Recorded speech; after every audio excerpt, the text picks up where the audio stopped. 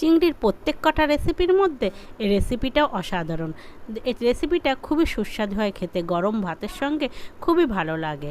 তো আমি আজকে চিংড়ির এই রেসিপিটা আপনাদেরকে শেয়ার করব, কিভাবে বানাই সেটাই আপনাদেরকে দেখাবো। প্রথমে এখানে আমি চিংড়িগুলোকে না ভালো করে ধুয়ে পরিষ্কার করে নিয়েছি। এগুলোকে আমি কেটে নিয়েছি, লেজা আর মাথাটা রেখে দিয়েছি, লেজ আর মাথাটা আমি ফেলিনি। তো চিংড়িগুলোকে না ধুয়ে পরিষ্কার করে কেটে নিয়েছি। চিংড়ির না পিঠের কাছে একটা শিরার থাকে কালো রঙের, ওটাকে ফেলে দিলে চিংড়ি আর কোনো অসুবিধা থাকে না। তো আমি এইভাবে এগুলোকে শিরাগুলো ফেলে পরিষ্কার করে নিয়েছি। তো আপনাদেরকে আমি দেখানোর জন্য একটা চিংড়ি রেখে দিয়েছি, কিভাবে কেটেছি সেটা আপনাদেরকে আমি দেখাচ্ছি। ঠিক এইভাবে কেটে নিয়ে এর খোসাগুলো আমি ফেলে দিয়েছি, আর এই মাঝখান ঠিক এই যে শিরাটা এটাকে ফেলে দিয়েছি। এটা চিংড়ির মাথার নোংরা থাকে। তো এর জন্য একটা মশলা করে নিচ্ছি। এখানে কাজু নিয়েছি, এখানে নিচ্ছি 2 চামচ সাদা তিল, আর দিয়েছি এর মধ্যে সাদা সর্ষে, সেটা আমি আপনাদেরকে দেখাতে পারিনি। এখানে জলও দিয়ে দিয়েছি, এর জন্য দুঃখিত। দিচ্ছি এর মধ্যে 5টা কাঁচা লঙ্কা, দিয়ে এটার একটা পেস্ট বানিয়ে নেব। এবার চিংড়িটা আমি ধুয়ে বেছে পরিষ্কার করে রেখে দিয়েছি। এই চিংড়িটার মধ্যেই আমি বেটে নেওয়া পেস্টটা এর মধ্যে দিয়ে দিচ্ছি। যতই হোক আমরা বাঙালি তো একটু হাত দিয়েই সব জিনিসটা করতে ভালোবাসি। তো আমি এর মধ্যে হাত দিয়ে এই মশলাটা দিয়ে না চিংড়ির গায়ে আমি মাখিয়ে নেব। এর মধ্যে দিয়ে দিচ্ছি আমি তেল, হলুদ দিচ্ছি কাঁচা সর্ষের তেল আর হলুদ দিয়ে এটাকে ভালো করে ম্যারিনেট করে রেখে দিচ্ছি। এটা আমি আধ ঘন্টার মতন ম্যারিনেট করে রেখে দেবো। আধ ঘন্টা পরে আমি একটা ফ্রাই প্যানে সর্ষের তেল নিয়েছি। আজকে পুরো রান্নাটাই আমি সর্ষের তেল দিয়ে করব। এর মধ্যে অল্প কয়েকটা কালো জিরে ফোড়ন দিয়েছি, দিয়ে এর মধ্যে ঢেলে দিচ্ছি চিংড়ি, ম্যারিনেট করে রেখে দেওয়া চিংড়ি মাছগুলো।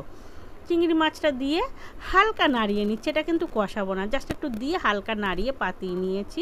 এই সময় গ্যাসটা লো ফ্লেমে রেখেছি।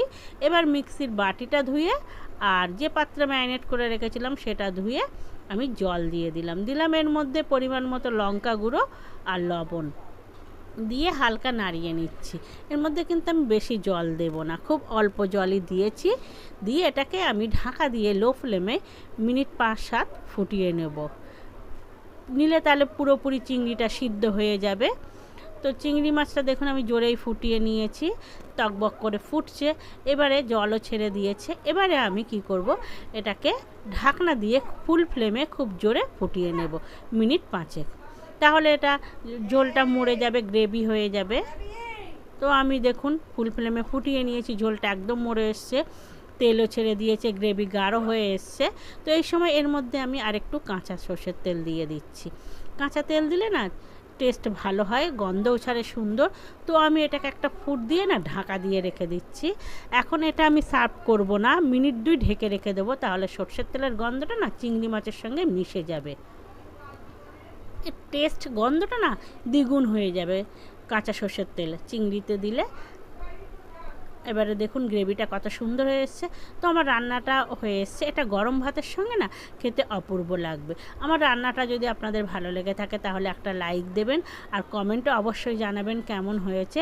আপনারাও বাড়িতে এটা করে খাবেন, খুব ভালো লাগবে। এটা গরম ভাতের সঙ্গে না অপূর্ব লাগে।